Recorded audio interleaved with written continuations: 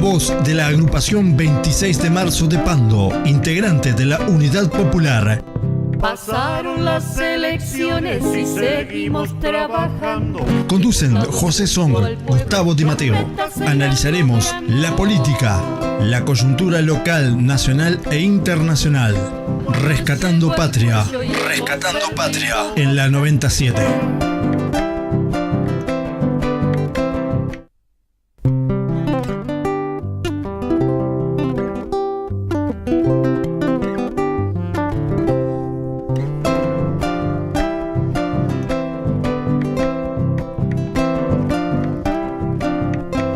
Muy buenas tardes, amigos. Muy buenas tardes, José. Buenas tardes, Gustavo y oyentes. Comenzamos de esta manera una nueva edición de Rescatando Patria, la voz del movimiento 26 de marzo de Pando y Barros Blancos, desde Radio Ventura 90.7 desde aquí, la ciudad de Pando. Muy bien, y en el canal de YouTube pueden encontrarnos, Rescatando Patria, tenemos nuestro programa, para quienes lo pueden ver o escuchar, mejor dicho, por internet.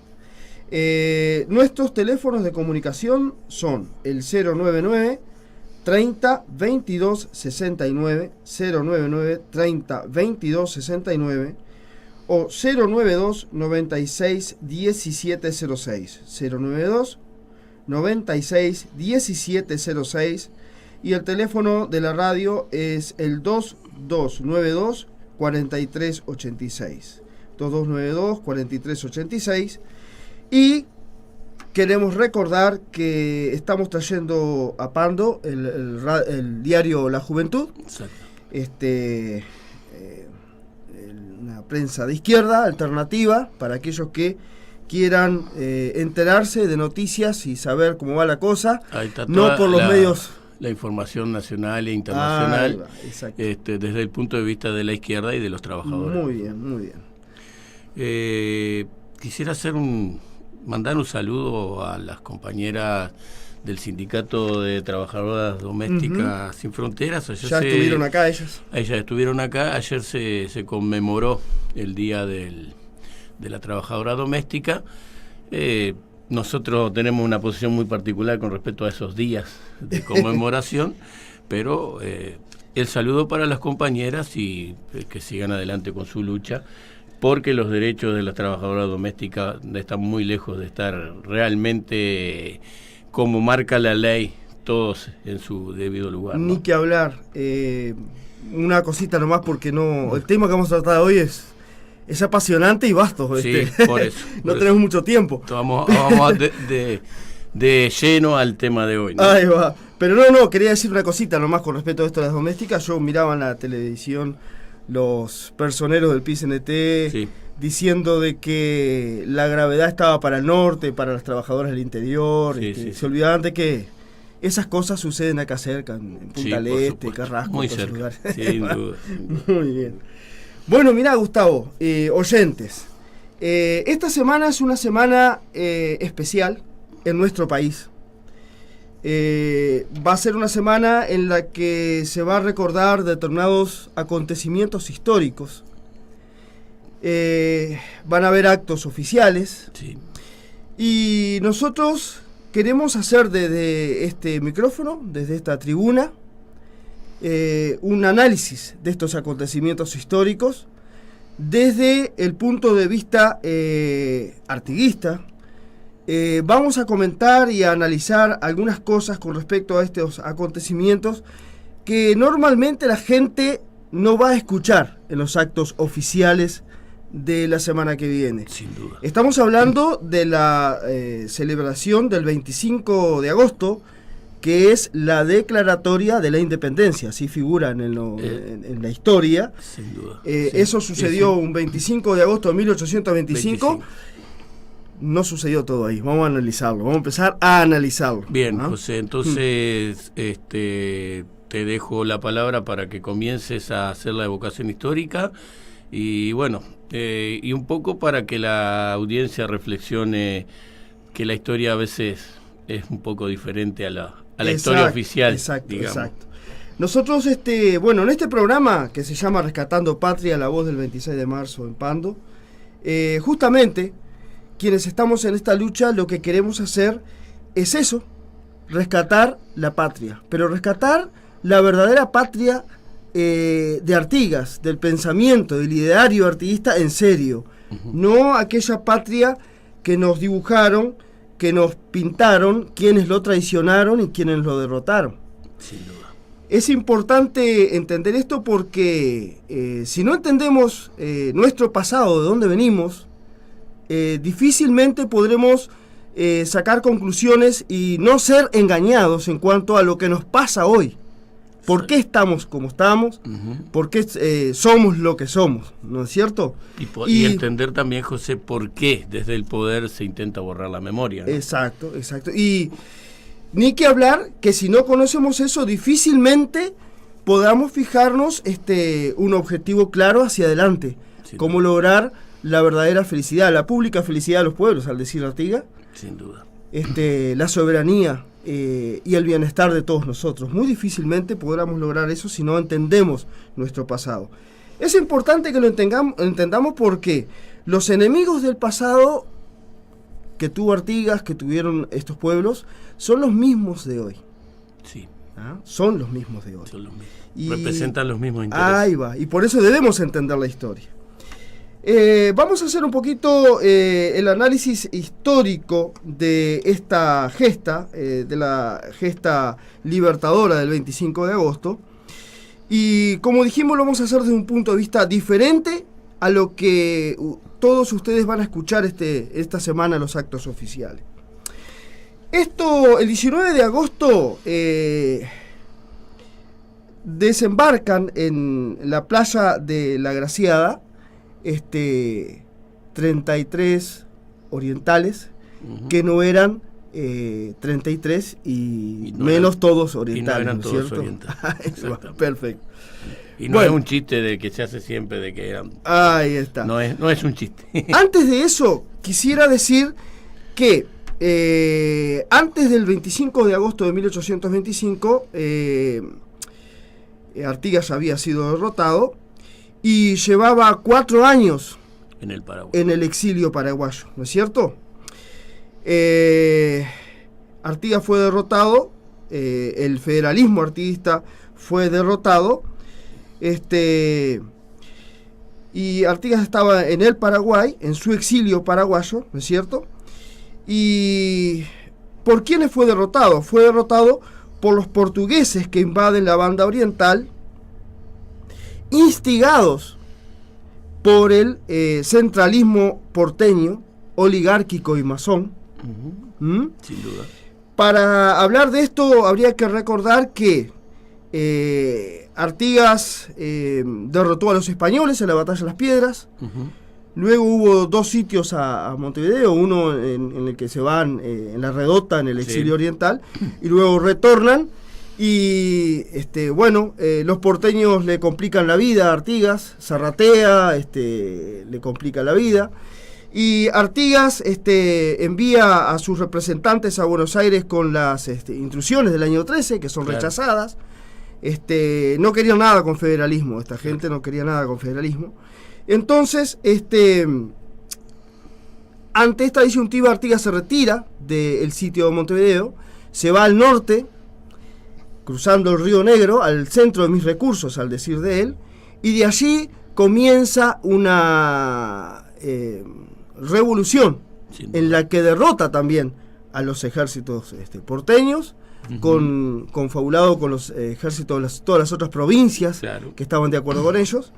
Y ante esa disyuntiva, como veían que no podían con él, reclaman la intervención del imperio del Portugal, ¿no es cierto? Quisiera hacer una acotación, José. Los enemigos de Artigas, o sea, el centralismo porteño, la oligarquía porteña y sus aliados en la banda oriental, sin duda, comienzan a combatir a Artigas a medida que Artigas va radicalizando y profundizando su proyecto, que no era un proyecto tan radical en su comienzo, pero que después se va profundizando, ¿no? Y al irse profundizando, eso evidentemente molesta mucho a al centralismo porteño y a la oligarquía y a todos los grandes intereses, entre ellos los intereses también del imperialismo inglés, que estaba metido ahí siempre como, sí, exactamente, como cuña. Exactamente, o sea que el federalismo de la soberanía particular de los pueblos molestaba. Entonces, 5 años le llevó a los portugueses derrotar al federalismo artiguista. O sea, esa invasión le llevó 5 años poder dominar la banda oriental en toda su extensión. Y 4 años llevaba Artigas exiliado en el Paraguay. Tanto es así que odiaban al federalismo artiguista, que Montevideo, cuando los portugueses invaden la banda oriental, Montevideo, la oligarquía montevideana, lo recibe con los brazos abiertos. Sí. A los portugueses lo reciben con los brazos abiertos, brindan misa para ellos. Claro. Ellos se sentían que los venían a liberar de ese radicalismo. Bueno, y entonces, avanzando en esto, así queda la banda oriental sojuzgada en manos del imperio portugués. Y así llegamos al año 1825, año en que se organiza la Cruzada Libertadora de los 33 orientales, que ya dijimos, no eran ni 33, es un número, que no lo vamos a hablar ahora, no vamos a tocar el tema, muy subjetivo para el tema de la masonería, ¿no es cierto? Sí. No eran ni 33, ni eran todos orientales, eran hombres de varias provincias, de toda esta zona, que venían a liberar la banda oriental del imperio portugués. Y con diferentes intereses. Exacto. Este movimiento, o Cruzada Libertadora, no fue para proclamar la banda oriental en una república independiente, sino que esto fue para independizarla del Imperio del Brasil y volverla o devolverla a las Provincias Unidas del Río de la Plata. Ahí está. Ese era el objetivo de esta Cruzada Libertadora. Vale la pena aclarar eso, ¿no? Porque se ha mentido demasiado sobre ese tema. Sí, vamos a avanzar y vamos a demostrar eso, ¿no es cierto? El 19 de abril, como dijimos hoy, estos criollos desembarcan en la plaza de la Graciada, no la agraciada, Graciada, de grasa, porque era una playa de faeneros y contrabandistas, había animales muertos, claro. Se llamaba la playa de la Graciada. Ellos desembarcan en la playa de la Graciada y comienzan esta expedición. Esta expedición fue financiada por muchos empresarios argentinos, gente que tenía plata, claro. Hacía falta plata para las armas, ¿no es cierto? Sin duda. Ahí está. Curiosamente, unitarios y federales juntos atrás de este proyecto. Pero vamos a analizar muy por arriba, muy rápido, quiénes eran los unitarios y quiénes eran los federales de ese entonces, del momento de la Cruzada de los 33. Los unitarios eran quienes defendían los órganos del poder fuertemente centralizados en Buenos Aires, al servicio de los intereses extranjeros, portadores del supuesto, y quiero señalar esto, portadores del supuesto progreso. Cualquier similitud con lo que está pasando hoy por hoy es una casualidad. Sí, mirá, fíjate, ellos sostenían la ciega obediencia a las leyes del mercado de los poderosos del mundo. Claro. Hacían gárgaras con la libre competencia, entre comillas. O sea, estaban en contra de la fraternidad de los pueblos, la fraternidad multicultural y aldeana de los pueblos. Parecería, si uno ve hoy en día a los gobernantes en la vuelta y sus ministros, parecería que estos muchachos todavía andan sueltos, ¿no? Parecería que están con nosotros todavía. Ahí va, o perfecto. sea, no parecería. Bueno, o sea, vos fíjate que hay algunos personajes muy parecidos a personajes de esa época. De esa época, exacto. Para los unitarios porteños, todo lo gaucho y ni que hablar, lo indígena era símbolo de barbarie y atraso. Sí. Todo un tema. Exacto, que para desarrollar en otro momento. Sí. Ahora, teníamos por otro lado los federales de ese momento, ¿no? Los federales, en cambio, seguían pensando en un proyecto americanista, o sea, que había que unirse en América, Sí, sí. ¿no es cierto? Aunque ya no defendían en profundidad el multiculturalismo de los tiempos de Artigas. O sea, generalmente eran gente terratenientes, gente del campo, sí, pero con grandes intereses. Eso eran los federales. Pero bueno, intereses contrapuestos a los de las clases bajas, a las clases dominadas, claro, ¿no es cierto? sin duda.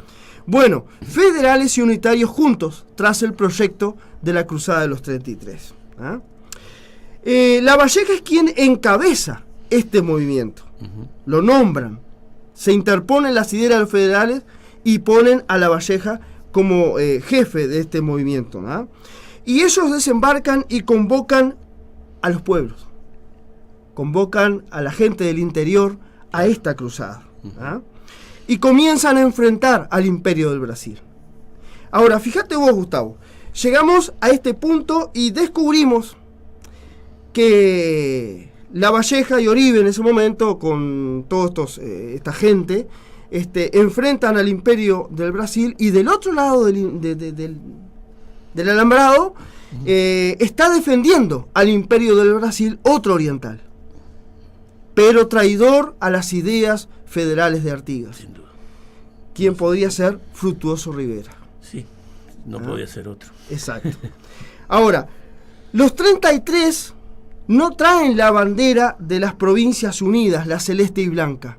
Ellos traen una bandera muy parecida a la bandera del Paraguay, ¿no es cierto?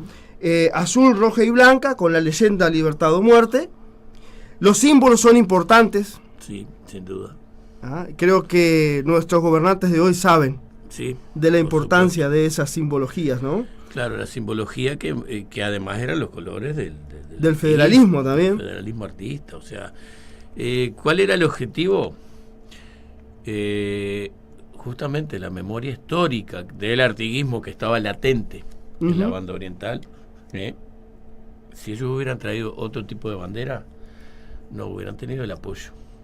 Seguramente no hubieran tenido el apoyo de los gauchos pobres y de los indios que se sumaron, por supuesto, a esto, que para ellos el enemigo en ese momento era el imperialismo portugués, ¿no? Y recordemos que en ese momento Artigas está vivito y coleando en el Paraguay. Claro, por supuesto. Y la memoria de los pueblos, y los pueblos saben. Claro. Es más, tienen contacto con Artigas, ¿no es cierto? Bueno, también hay algo que se desconoce un poco o no se dice en la historia, es que Artigas estaba listo para volver y prestar apoyo militar a esta cruzada. Sin duda. Con indios que él había organizado allí, en el Paraguay. Que la audiencia conozca esto, porque muchos dicen Artigas se fue y no volvió, y se olvidó de su lo dejaron volver. Y he escuchado muchas cosas, ahora con esto del Facebook y todo, he escuchado mucha barbaridad. Exacto. Artigas en realidad... Con intención y sin intención. Exacto. Pero mucha barbaridad sobre lo que realmente ocurrió y por qué Artigas no volvió. En primer momento, cuando se va al Paraguay, no volvió porque Francia no lo entendió. Claro. Francia sostenía las mismas ideas de Artigas, pero de una manera interna, no quería abrirse a los demás. Artigas sostenía un federalismo en el que nucleara a todas las provincias del sur, ¿no es cierto? Pero en este momento tampoco Lavalleja quiere que Artigas vuelva. ¿Y por qué no quiere? ¿Por qué no quiere? ¿Por qué? Bueno, hay un motivo por el cual Lavalleja no quiere que Artigas vuelva en este momento a apoyar la cruzada de los 33, y es porque quienes financian la cruzada de los 33 no son todos amigos de Artigas. Teme que se asusten quienes tienen la plata y financian la cruzada de los 33. ¿Dónde escuché yo eso? Que no se asusten los inversores. ¿A dónde escuché eso? Parece lo mismo, ¿no es cierto? O sea, que, vamos despacito y vamos como en una máquina del tiempo yendo y viniendo. Exacto. La historia tiene su explicación, ¿cierto? Sin duda. Bueno, para avanzar un poquito más, porque se nos va a ir el programa, deberíamos decir que esto avanza y pasamos del 19 al 21 de abril. El 21 de abril Lavalleja derrota al oriental, escuchen lo que digo, riverista Julián Laguna, al servicio del Imperio portugués. Sí, sí. Lo derrota en las costas del San Salvador. Entonces ahí, bueno, el Imperio portugués dice, no va más y vamos a mandar a alguien de peso pesado. Ahí está. Obligan, mandan a Rivera a enfrentar la Cruzada de los 33. ¿Qué hace Rivera? Empieza a recorrer la campaña y a decir entre la gente de la campaña que hay mucha plata para quien entregue la cabeza de Lavalleja o de Oribe. Una práctica que no es extraña para Rivera, si recordamos que cuando Artigas en el año 1820 se retira a Entre Ríos derrotado, él le ofrece al traidor Pancho Ramírez también plata por la cabeza de Artigas y auxilio del ejército portugués si es necesario, ¿no es cierto? Ahí está. Pero ¿qué pasa? La gente del campo, el pueblo sabio y la gente del campo y la gente pobre y la gente que necesitaba la libertad está con la Cruzada de los 33, claro, y le cantan a Lavalleja donde está a cada paso Fructuoso Rivera. La situación de Rivera. Exacto. Tanto es así que a Rivera lo capturan a orillas del arroyo Monzón. Hay una leyenda que no la vamos a contar ahora porque hay que comprobarla, pero lo capturan a orillas del arroyo Monzón y Rivera salva su vida haciendo lo que más sabe: cambia de bando. ¿Ah? Lo que más sabe, él cambia de bando y se viene con los 33. Tanto es así que tiempo después, y esto está escrito en la historia, Lavalleja le cuenta en conversación, en confidencia a su esposa sobre la actitud de Fructuoso Rivera, y él exclama: qué miedo, qué susto tenía este hombre. ¿Ah? Bueno, el 25 de agosto, seguimos avanzando, en la Piedra Alta de la Florida se proclama, que van a haber actos en la Florida esta semana, ni que hablar, se proclama la independencia oriental del Brasil y la incorporación de la Banda Oriental a las Provincias Unidas del Río de la Plata. ¿Ah? Muy bien. Ahora, esto no termina acá, porque ahí no es que el Uruguay queda independiente, no, el Uruguay queda incorporado a las Provincias Unidas y la guerra continúa por 2 años más, claro, contra el Imperio del Brasil. Vos fíjate que la batalla decisiva se libra el 20 de febrero de 1827 en un lugar que se llama Ituzaingó. Sí. Ituzaingó viene del guaraní, que significa Itu, cascada, Zaingó, colgante, así que lo podemos hacer ya hasta en el nombre, en contexto. No era dentro del territorio oriental. Ahí va. Esta batalla se desarrolla en Paso del Rosario, actual territorio brasileño. Unitarios y federales de varias provincias, hoy argentinas, derrotan al imperio más poderoso de la época, al Imperio del Brasil. Pero ¿qué pasa? Este triunfo militar es desaprovechado por las reyertas internas, ya la tirantez política que empezaba a surgir. Intereses contrapuestos entre unitarios y federales, entre distintos intereses. Claro. Tanto es así que la mediocridad de estas personas da paso a la diplomacia inglesa. Exactamente. No podían faltar en esta cita, ¿no es cierto? No, por supuesto. Dan paso a la diplomacia inglesa porque los unitarios se asustan. En esta cruzada habían visto nuevamente a los gauchos en acción. El fantasma del artiguismo. Y dijeron, el federalismo se nos viene. Parafraseando una frase del siglo XIX, un fantasma recorre la Banda Oriental. Exacto. O sea, el fantasma del artiguismo, que estaba, la memoria estaba latente y presente. Perfecto. Entonces, en la gente más humilde. Antes que eso, mediocremente le damos paso a la diplomacia inglesa.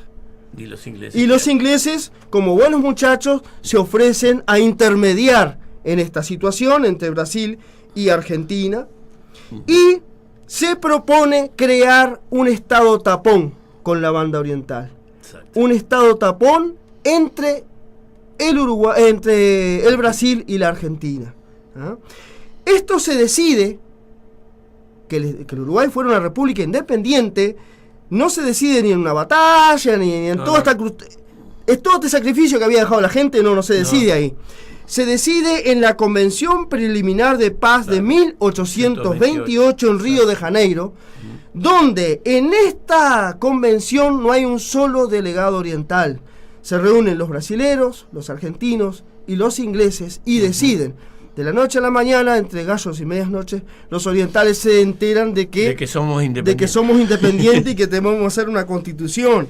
La Constitución de 1830, nada más antiartiguista. Sí. La Constitución que fue elaborada por acérrimos enemigos de Artigas y masones, que están sus nombres en el obelisco. Claro. Y en muchas calles de Montevideo, como está el nombre de mucha gente que le complicó la vida. Hoy por hoy es una vergüenza para quienes estamos en esto de rescatar patria, de que esos nombres sigan apareciendo en avenidas e incluso en departamentos de nuestro país, como el nombre de Rivera, ¿no? Perfecto, ¿no? Y es así. Algún día se va a tener que hacer justicia. Algún día. Ahora, en esto triunfa el liberalismo montevideano. Un liberalismo de la centralización del poder, la intolerancia a lo diferente, la salvaguarda de la gran propiedad, la subordinación al mercado mundial. Sí. ¿Alguna coincidencia con lo que pasa hoy? No sé. Exactamente igual. Ahí está. Es exactamente igual lo que pasa hoy. No ha cambiado. Han cambiado las figuritas y las banderitas, pero el curso es el mismo. El curso de la historia sigue siendo el mismo. Exacto. Tanto es así, fíjate, Gustavo, yo les haría a los oyentes vamos a nombrar algunos acontecimientos sobresalientes de la fundación del Estado Oriental. Sí. El Estado Oriental se inaugura en sus primeros años con el genocidio a los charrúas. Sí. Que los charrúas no fueron simples indios salvajes, como se nos ha hecho creer, indómitos, que no se dejaban dominar en la campaña, no. Los charrúas fueron un pueblo con ideas. Sin duda. Con ideología. Yo te voy a pedir un minuto. Dale. Para leer algo que escribió hace muy poco nuestro compañero Gonzalo Bello. Dice: se ha tratado de ridiculizar el creciente interés por los charrúas que ha surgido entre los jóvenes de nuestro pueblo y del Entre Ríos. La memoria charrúa es muy molesta para los defensores y beneficiarios del engendro institucional nacido en 1830, de lo que estábamos hablando. Exacto. Desde aquel año el Estado Oriental, presidido por Rivera, inició una contrarrevolución agraria para desalojar a los donatarios artiguistas, y para ello debió liquidar a los charrúas como pueblo organizado. Sobre los charrúas cayó el primer acto de terrorismo de Estado perpetrado en nuestro suelo. Familias enteras asesinadas, muchachas rematadas para servicios sexuales, niños repartidos como mascotas para que olvidasen su identidad, su lengua y su familia, adolescentes entregados como esclavos, charrúas entregados como esclavos a extranjeros, empresarios y militares. Quería decir eso nada más, porque mucha gente eso no lo conoce. Exacto, más conciso que eso no. Los charrúas fueron eliminados primero. Eran artiguistas, no eran unos indios que no entendían nada, sino que tenían su ideología, claro. Y eran la garantía de que no le quitaran las tierras a los donatarios artiguistas. Claro. Eliminaron a los charrúas, le quitaron la tierra a los donatarios artiguistas, las entregaron incluso a antiguos españoles, claro. Antiguos monárquicos. Sí, ¿no? Sí.